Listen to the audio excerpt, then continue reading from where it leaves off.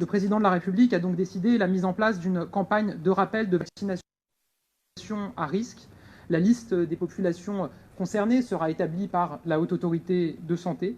Il a été décidé ce matin que les rendez-vous ouvriront dès la fin du mois d'août, début du mois de septembre, pour une campagne de rappel qui débutera à la mi-septembre.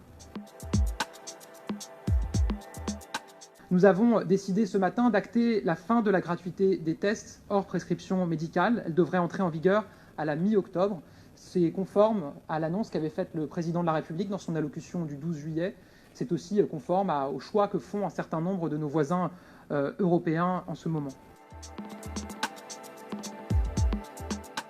Il a été décidé ce matin en Conseil de défense de demander à tous les préfets des départements où le taux d'incidence dépasse les 200 pour 100 000 habitants d'appliquer le pass sanitaire dans les grands centres commerciaux, c'est-à-dire les centres commerciaux d'une superficie de plus de 20 000 m². Nous demandons également aux préfets de ces territoires de rétablir l'obligation du port du masque en intérieur dans les établissements recevant du public soumis au pass sanitaire. Nos contrôles aux frontières, vous le savez, sont déjà particulièrement fermes et particulièrement durs. Ils seront désormais plus drastiques encore.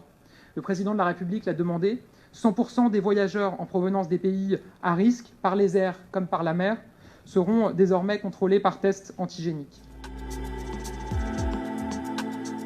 Un confinement strict, d'abord, a été instauré pour stopper au plus vite la circulation du virus. En Martinique, le préfet a ainsi pris hier un arrêté qui ferme les restaurants, les bars, l'accès aux plages, certains commerces et allonge le couvre-feu.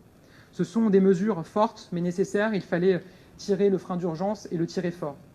Lors du Conseil de défense de ce matin, nous avons décidé d'étendre ces mesures à la Guadeloupe. C'est une nécessité vitale.